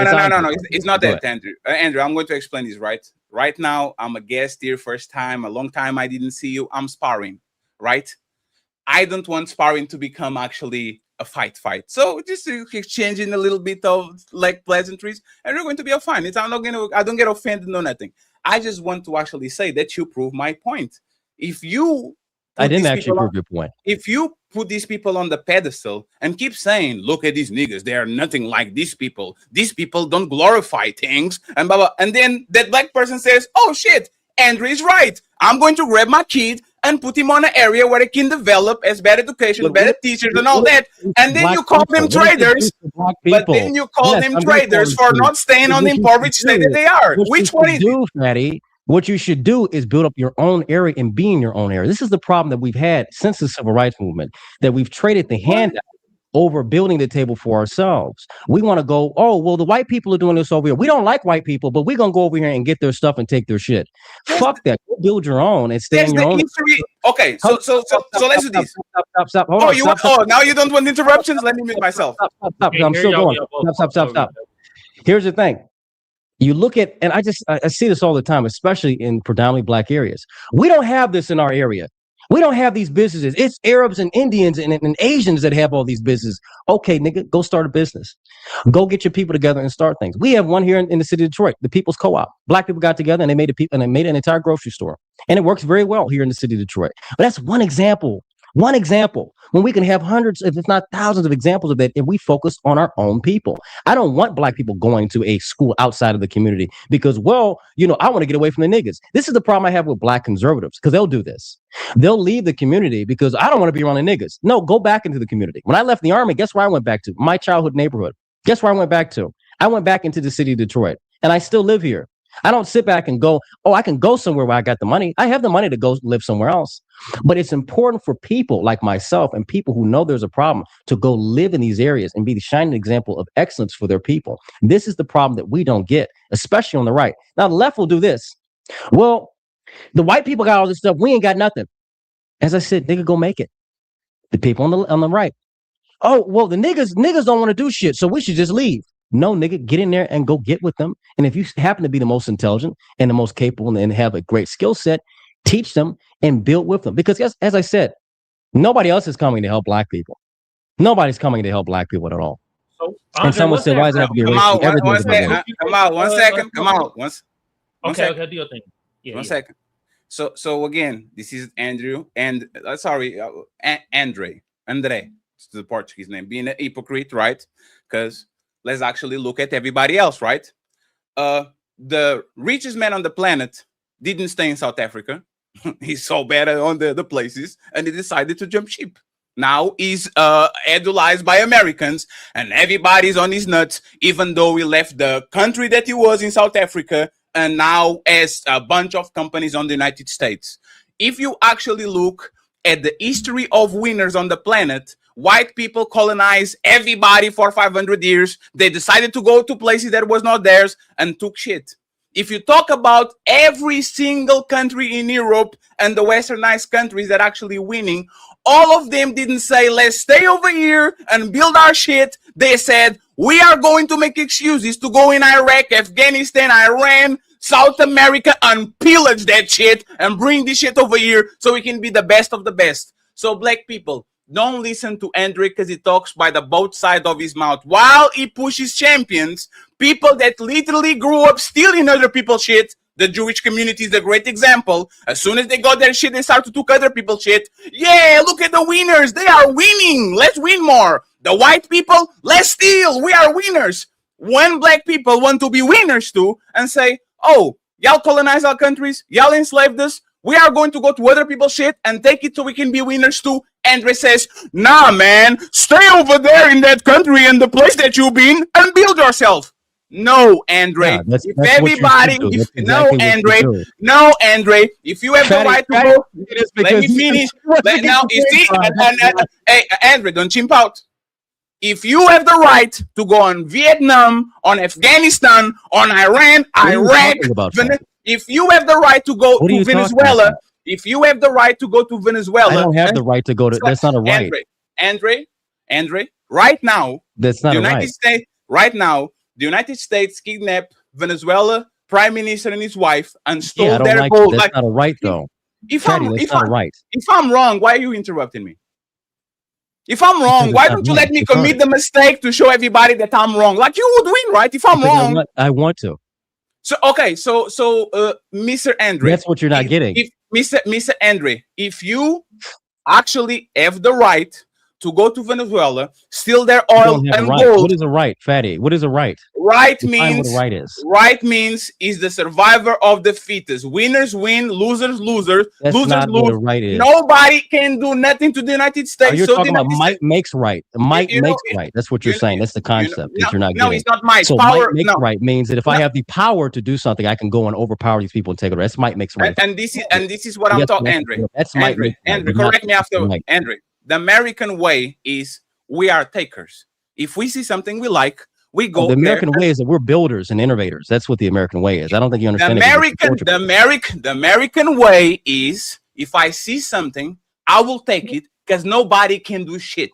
So I will look at American way is to build and innovate. That's why I would say. That's why I would say to Black Americans to go ahead and to look at the Americans that are winning and say, are they takers or are they not? Do they stay there or they go over there? And if your motherfucking representatives pick up their shit and go steal other people's shit to be better, y'all should do exactly the same. Don't stay in your neighborhood because you want to be loyal and you don't want Andre to call you a traitor. Go pick up shit, pick up the money, go to Chinatown, go to Little Italy, go to wherever you need to go to get your shit. And then afterwards you can come back like the Jews did. When they started to build their shit over there. Go ahead and be a taker. Don't let people take from you. What Fatty is talking about is like how human history has never operated throughout human history. No one's ever operated throughout this entire time. We've only seen this in the last 100 years. Even with immigration in the United States, 50% of the immigrants that came in the 1800s, by the 1950s, 50% of them had left. Most of them had left the country. You know why? Because they could not assimilate into the culture. They could not assimilate into the communities. So you're sitting back saying that, what you should do is leave your community, not build it up, and go somewhere else. Well, we're going to be dealing with the same problem. This is the problem that we're having now. We don't have anyone in our communities actually doing anything and trying to build anything for ourselves. We want to get something and get the handout. We got to get reparations. Somebody's got to pay for this for us. Somebody did this to us. No one else around the world thinks in this way. Everyone else, even when they come to this country, to take and give back. We have a lot of money that leaves this country from immigrants that come over here. They work and they send that money back home to their own people. So here's what we should be doing. If my country, and not an immigrant, because I think you don't understand this perspective because you're not an American. In America, we build, we innovate. This is why we've dominated this entire world. And we are a civilizational power because we innovate, because we build, because we create, because when we see that something is fucked up, we try to do it right. And we've lost this focus. It's been completely lost. Now it's like so gay. We do things for the sake of other people, which is why we're losing. We've been fighting wars in the Middle East for the last 40 years, 60 years on the behalf of Israel. What has it done for us? It's destroyed our country. The shit in Venezuela, what does that get us? Gets us nothing. I don't get anything from going in Venezuela. We don't offer, nothing is being improved upon. The economy doesn't get better. The cost of living is still high. We get nothing. So all this stuff about, well, you know what you should do? You should just leave your community. Well, then we should even have a country then. We should just leave our country and go somewhere else. This is the problem. We have a people that don't have an identity around who they are and where they're from. Everyone wants to talk about, I'm from Cameroon. I'm from this part. When someone asks me where I'm from, I'm an American and my family hails from this part of Virginia or this part of Alabama. This is where I can say as an American, I can sit back and talk about where my people come from and what they've done and what they've built. To sit back and cry and talk about how we need to go somewhere else and you should, you know what you should do is go into these other communities and that's retarded. That's absolutely stupid. That's absolutely just low IQ. This is the mindset of low IQ people. This is the mindset of low IQ people who have not done anything. It's from Portugal. Portugal hasn't done anything. It hasn't really been a dominant power or even an iconic power in centuries. All right. It's been a very long time. And this is the mindset of very low IQ people who don't really have an understanding of how to build a civilization. As Black Americans, we are a part of a great civilization, as even coupled with white Americans. Black and white Americans are probably the most intelligent people out of their respective races. Well, you know what has happened over the last 40 years? We've declined. And from this great decline, guess what? Either we need to repair and do for our own and build ourselves up, or we can continue to go down this death spiral and lose our entire empire. This is the problem. This is why we have movements like we don't want immigrants here, because we don't want people coming to our country and taking things from us. And also, we don't want people leaving their country and taking the value and the intelligence from their country, because we have this brain drain that comes across all over the world. We can't have that at all. I don't want people from China coming over here. I want Black and white Americans to focus on their betterment and to build up their own areas and build themselves. Guess what? And I say this all the time with immigration, people you talk about Elon Musk. I don't want Elon Musk over here. I don't really care about him. And you say, well, we wouldn't have Tesla. We wouldn't have these things if we didn't have Elon Musk. Okay. I would rather have somebody who's born in America doing it. I'd rather have somebody who's Black or white doing it. I favor my own people before I favor anyone else. That's a natural thing to do. It's very natural for anyone to do. And you describe that even in your own argument against me to say, well, you're going to go over here and take back and do. This is what people do already. Immigrants already do this. It's very. Yeah, because this shit turned into a fucking debate, man. Goddamn. Yeah. Y'all both making good points, but damn, shit. Yeah, this has turned into a debate. What I think needs to happen, because I don't like having informal debates. Like, I'm not PPD. I'm not. Yeah, I'm not. We can't keep going. You can handle me, Nora. Don't put. You are going to put him on the. No, you are. I would like a formal debate with you guys. I would like it organized. I don't like chaos. Like, just not my thing, guys. Sure. Not my thing. I'm for that. Where are you guys? But Andre, hold on. I have to say something to Andre. Why don't you do this type of shit on your social media? You literally said that. I do all the time. I do this every time I go on a podcast, brother. I go this all the time, brother. This is the problem, bro. You saw how I'll let you talk, let you have your thing, and now I'm saying something. Hold on. You literally said that Black Americans and white Americans are one of the most intelligent people within their race or whatever. But then in your tweet, you're saying Black kids retarded. It's like that's the thing that be tripping people out. It's like, what the fuck is going on? Hey, come on. That's what I want. Emotional is something that's true. Hey, Andrew, give me just a second, right? No. Let me answer this question. No, it's fine. You are going to be able to go in the monologue. I'm going to let me go with this point. Let me go on to his point. No. I'm going to let me answer his question because he answered the question. Andrew, it's 5 seconds. I promise I'm not going to. It's 5 seconds. I promise I'm not going to derail. I promise I'm not going to derail from the question. You were trying to win by exhaustion. They like to go on and on and on and on. I'm not going to. Kamal, I promise I'm not going to derail from your point, right? Okay. Kamal, this is what he does. Like, just to reinforce your point, this is what he does, right?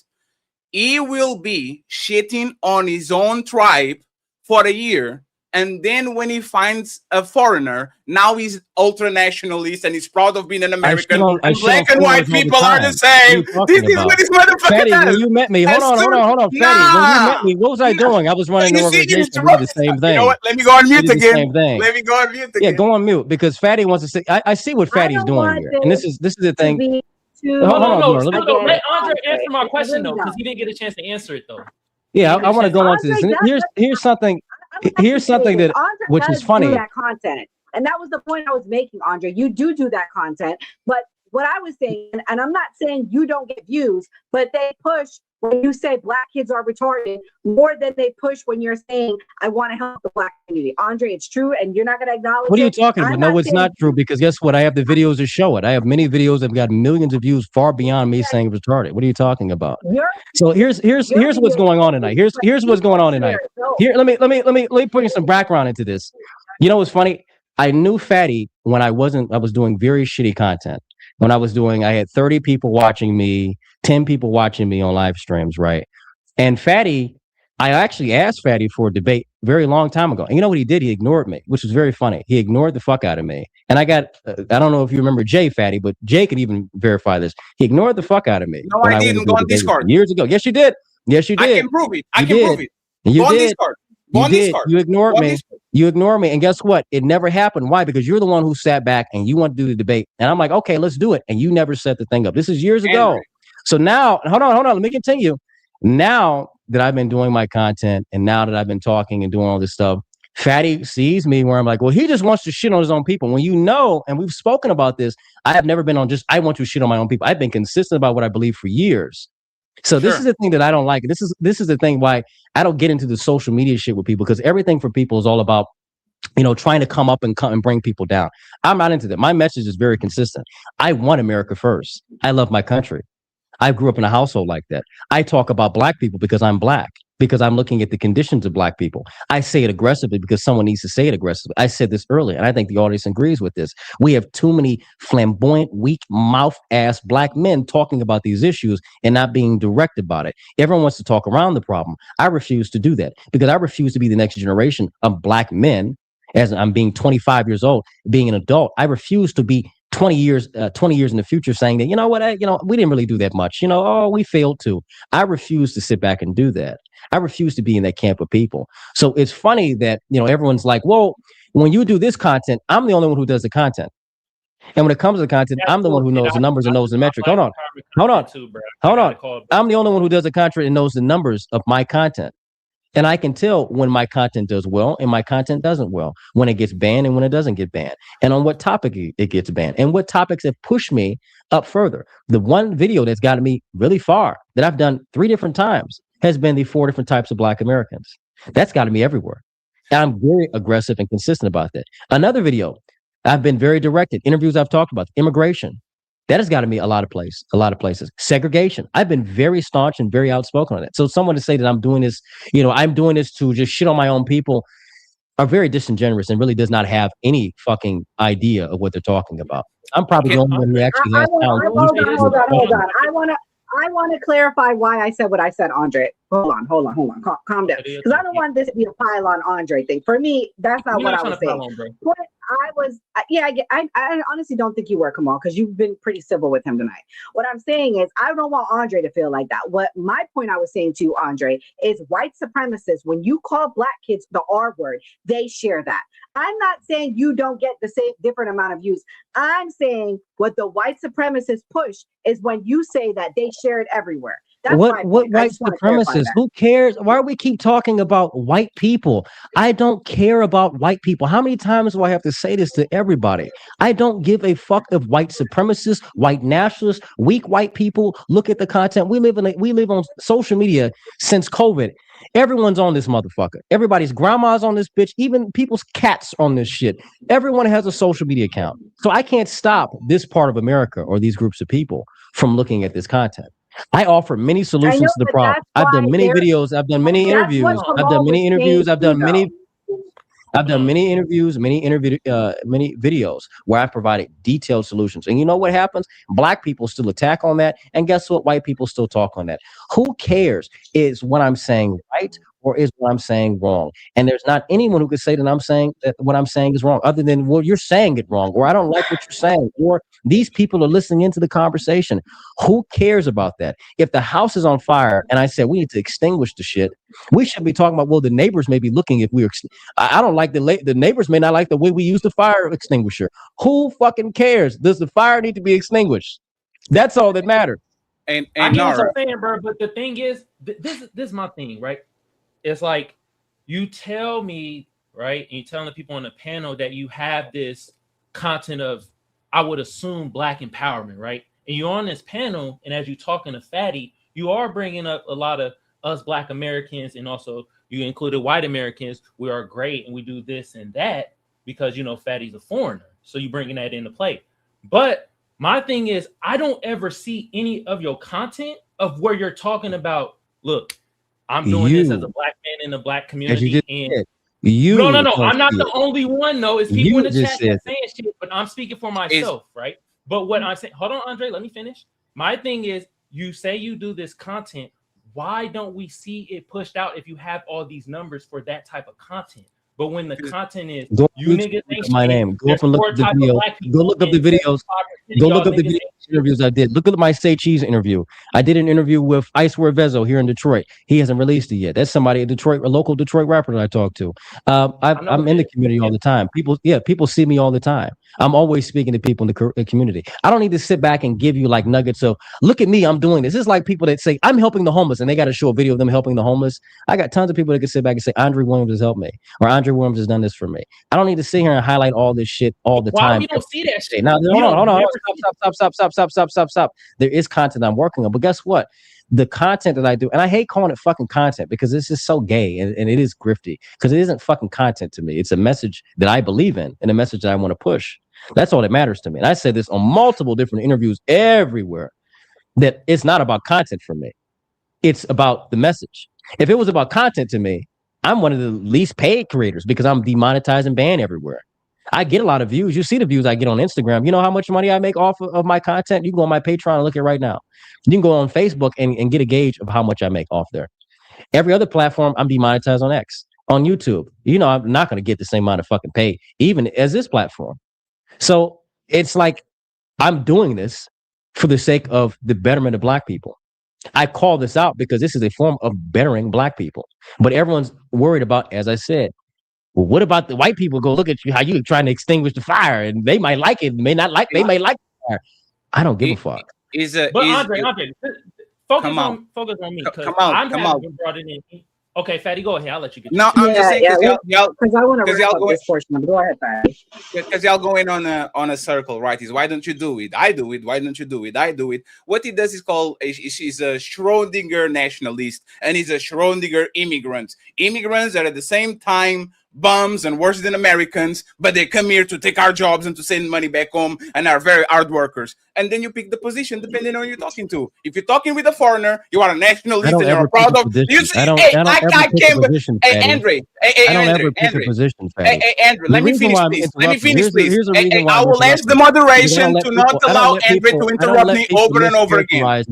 When I'm very serious, Fatty, you do it for money. I don't do this for money. I'm not lying at all. One thing. Let me prove it. There's one thing. Let me tell you this. There's one thing that people can never say about me when I'm talking about the things I talk about. The message I put out is that I'm lying. There's not a single person on this earth. There's not a single person on this earth that could say that I'm lying about what I believe in or what I talk about, because I've been consistent in public, and there's people I can go and bring off the street that have said I've been consistent in public. People who work with me and serve with me that said I've been consistent. You know what's funny? The 4 different types of Black American videos that I did with Soft White Underbelly. There's somebody underneath the comment section said, I serve with Andre. He's like this the same way. He was like this the entire time we served. I can prove that you are a liar. Let's put 100 on it.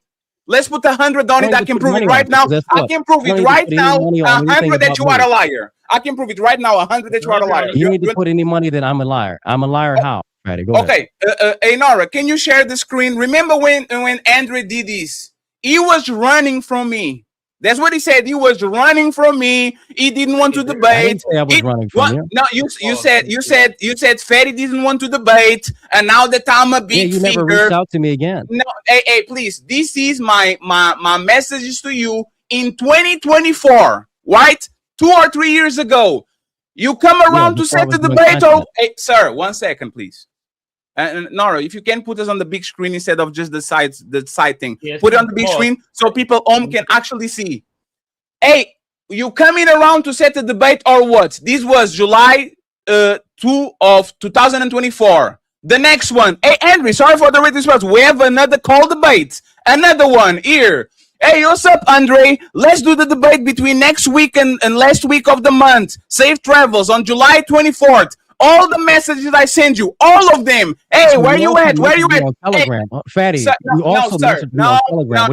Hold on. Stop. No. You are not going to interrupt. You are not going to. You are not going to interrupt me. No, because you are not going. I don't like the character assassination. This is what you're going to do. I will not stop talking. I will not stop talking. Telegram as well. I will not stop talking. Message me on I will Telegram not stop. as well. I will not stop talking. I will not stop talking. Don't show. I will not stop. I will not stop talking. I will not stop talking. Fucking gay that you would do this kind of girl drama shit. And guess what? I can call the person right now. I want somebody to moderate these. Everyone I used to work. Hold on. Stop. Can anyone moderate these, or do I have to be overtalked? Okay. I'm not about to Can anybody moderate these, or I'm going to be overtalked? There's no fucking moderation. I don't like lying ass. Okay. Stop. I don't want this to be like a character assassination. How is that the character assassination? He's a liar. I'll prove he's a liar. I'm not a fucking liar at all. I didn't lie about anything because you know what you did? You reached out to multiple people about the debate. You know fucking Jay. You know Mike. You know the organization I used to run. I reached out to you and you fucking sat back and said, we're not going to do debate. You fucking dodged it for a very long time. Show the messages. You messaged me on fucking Telegram and you deleted the Telegram. That's right. You deleted the Telegram messages. Show the messages. Telegram messages. You deleted them, fatty. Telegram? You deleted them. Can we set That's up the what debate? you did, yes. Can we set up the debate now? Can we set Hey, let's do this, right? Hey, let's do this. 1 second, friends. Let me tell you this. Hold on. Shut the fuck up. No, show the debate. Show the messages. Shut the fuck up. Show the messages. You know what? Why are you chimping out? Like, faggot fucker. You know what I don't like? Oh! We're pulling everybody down. That's not part of the new party. Turn the sound down. Turn the sound. I can't with the sound.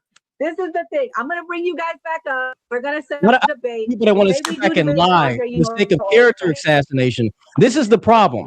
I don't like Nora, there's something important that has to happen. I can be punished for things that I don't do. You did not want to interact with me. I can be punished for not interrupting people. If you're going to moderate the person that keeps interrupting and doing DOS bomb. You remember Jay who would come on your panel, fatty. You did this shit, and you're gonna sit back and lie because you messaged me not only on Discord but Telegram as well. So don't sit back. I don't use Telegram. Third parties of people. Yes, you do use Telegram. You used to use Telegram back in the day. What are you talking about? Show it. Okay. People. Do you want me to call? All right, I'm removing everybody at this point. At this point, this is what we're gonna do because I don't do chaos. Like I told you, this ain't my thing. I want you guys to come back for a debate. You know how we do it. It's timed answers. I pull you down. I let you guys speak. I can't with the screaming and yelling. We cannot hear you when you guys are screaming over each other. Daddy showed the messages. Andre, do you have the Telegram messages? I'm gonna bring you up. Do you have them? Yes or no? Do you have the Telegram messages?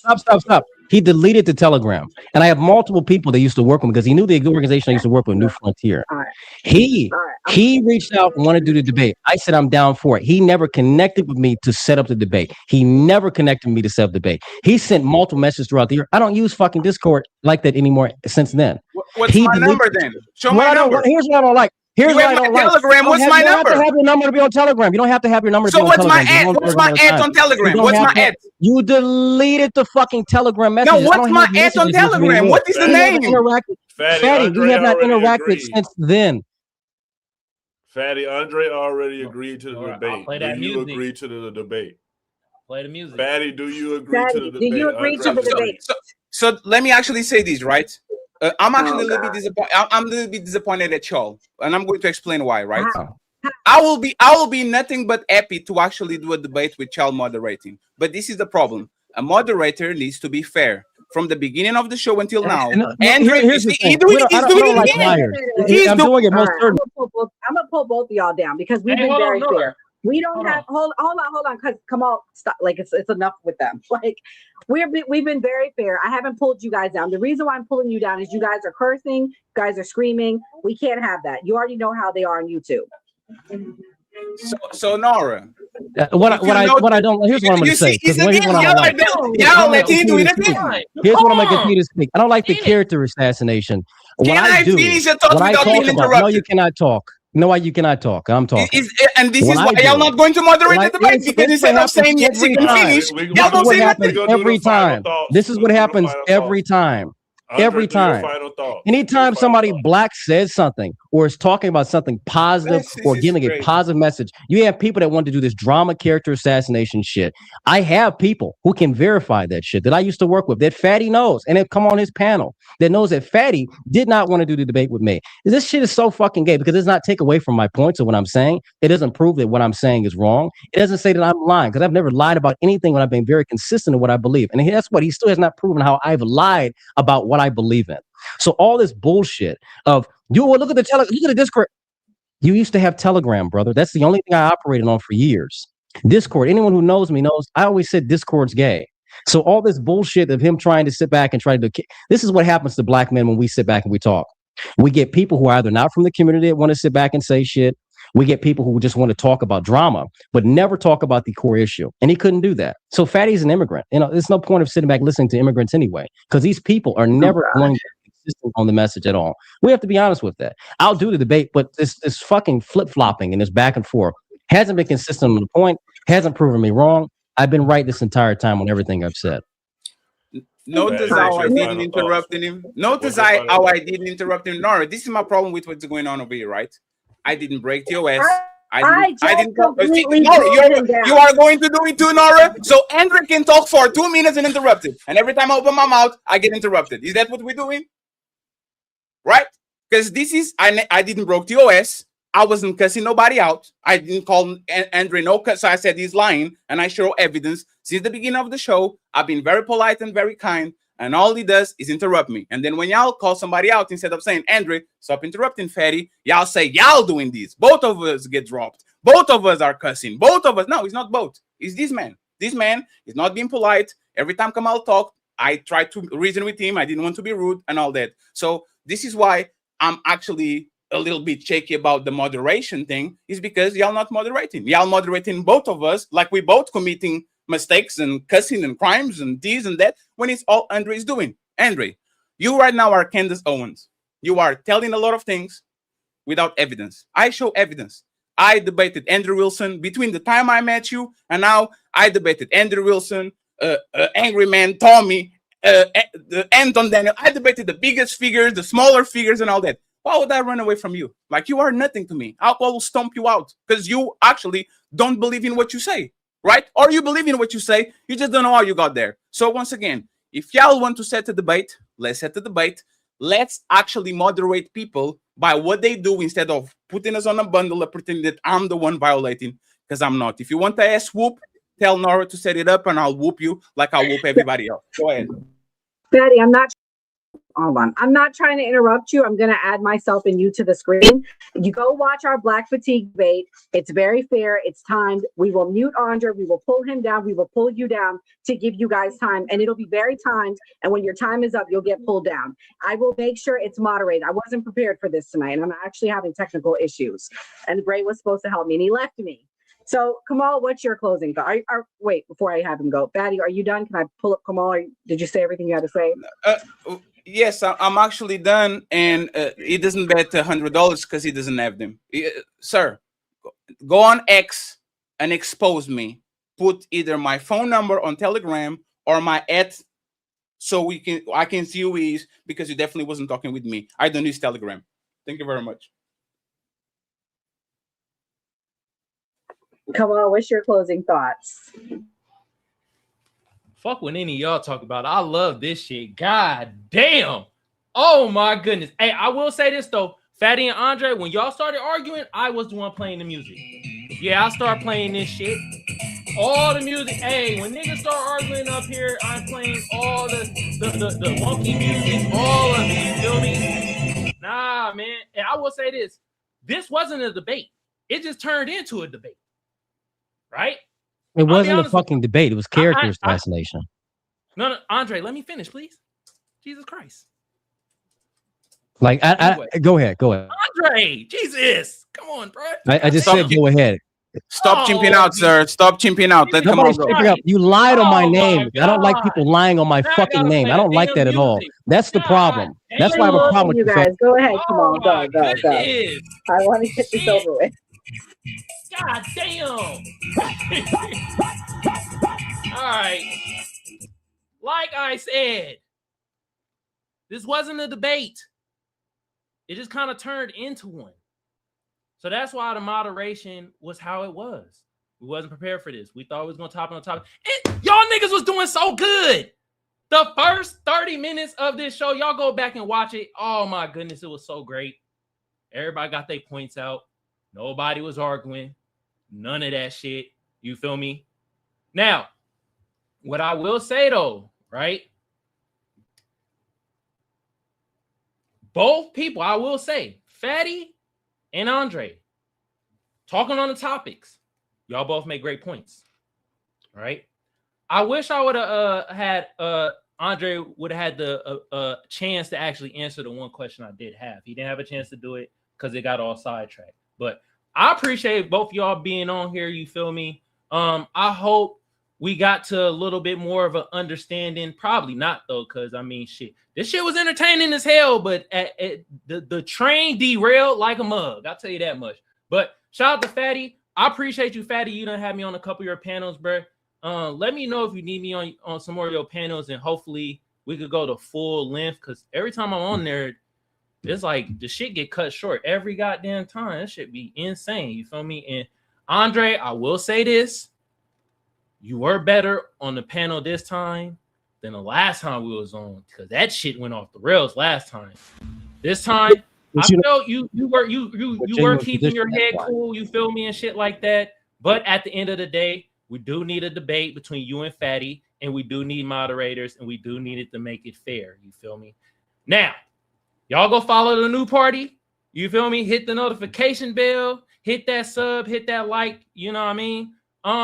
Also go check out Fatty political show. You feel me? It's called, I think it's Fatty Wake Up. I follow it. Y'all go hit the notification bells and stuff like that. If you into the type of content Andre make, go follow Burr. You feel me? I have actually more questions for Burr, but we might have to have like a one-on-one, because the shit kind of was going on, and I got way more questions and shit for you, Burr. But appreciate you coming on too. If you want to come onto my shit, Kamal Johnson on YouTube, you see it down there too and stuff like that. And yeah, this was, I don't care what nobody say. I like shit like this. You feel me? It gets the juices flowing. But at the end of the day, though, we do have to, us as black men, right? We can have our squabbles and arguing, but at some point, we do have to let each other talk one at a time. Because we can't hear you motherfuckers talking over each other when it's one nigga and the other we can't hear the shit. It don't make sense. It sounds like Chinese. But I appreciate both of y'all. I hope y'all come back on the show. Hell, maybe one day I'll have y'all on my show or whatever. Would be pretty cool, you and Andre. That conversation keep going. Gray, what's your closing thoughts? If you're watching right now, hit that subscribe button, press that notification bell, know we go live.